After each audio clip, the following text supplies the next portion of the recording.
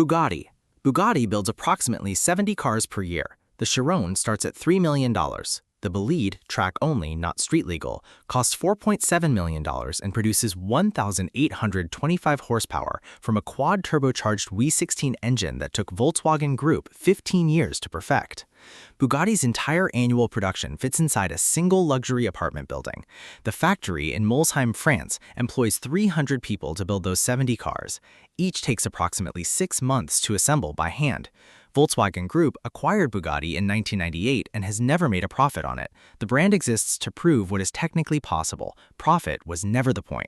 Pagani. Horacio Pagani wrote to Lamborghini asking for a job. They rejected him. He wrote to Ferrari. They ignored him. He eventually joined Lamborghini through a different route, spent years there, then left to build his own car.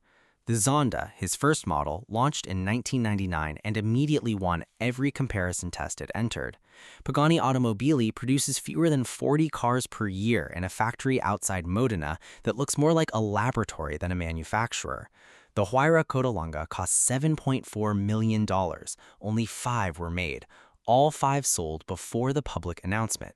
Horacio Pagani was rejected by the industry he eventually surpassed. Koenigsegg. Christian von Koenigsegg founded his company at age 22 with no automotive engineering degree, no industry connections, and no manufacturing experience. His first factory was a former Swedish Air Force base. Koenigsegg holds multiple land speed records and built the first production car to exceed 300 miles per hour, the Agera RS, in 2017. The Jesko Absolute is theoretically capable of 330 miles per hour, a speed no road on Earth is long enough to safely test. Koenigsegg also invented a transmission with no clutch and no torque converter that the automotive industry spent years insisting was impossible. He built it anyway, then filed the patent. Lamborghini. Ferruccio Lamborghini made tractors. He owned a Ferrari and complained that Enzo Ferrari that the clutch was defective. Enzo told him a tractor manufacturer had no business giving Ferrari advice.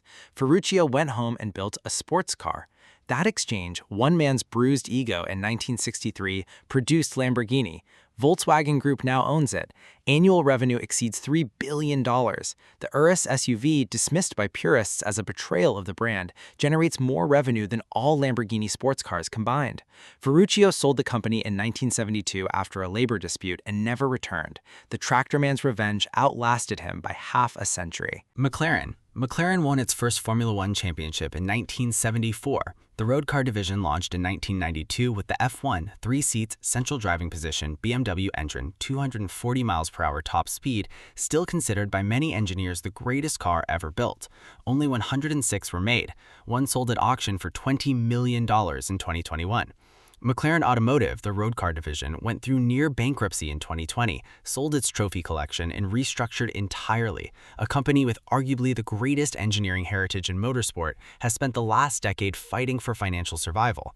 The F1 proved what McLaren could build. The balance sheet proved how difficult it is to sustain. Ferrari. Ferrari produces fewer than 14,000 cars per year by deliberate choice. The CEO has stated explicitly the company will always build one fewer car than global demand requires. Ferrari's profit margin per vehicle, approximately $100,000, is the highest of any automaker on Earth. The waiting list for certain models runs 5 to 7 years. Ferrari also licenses its brand to theme parks, clothing, and accessories, generating hundreds of millions annually from customers who will never own the car. The prancing horse on a baseball cap costs $300. The prancing horse on a hood costs $300,000. Ferrari monetizes both ends simultaneously. The gap between them is the entire business model. Aston Martin. Aston Martin has gone bankrupt 7 times. 7. The company has been rescued by successive owners including David Brown, Ford, a Kuwaiti consortium, a Canadian billionaire, and the Saudi Arabian Public Investment Fund. Each rescue produced a brief period of stability, followed by the next crisis. James Bond drove an Aston Martin in 1964's Goldfinger. The association with Bond has kept the brand alive through financial collapses that would have permanently ended any manufacturer without that cultural anchor. Aston Martin is currently losing money on every car it sells, while planning a new ultra-luxury model line. The 8th chapter is being written. The ending remains unknown.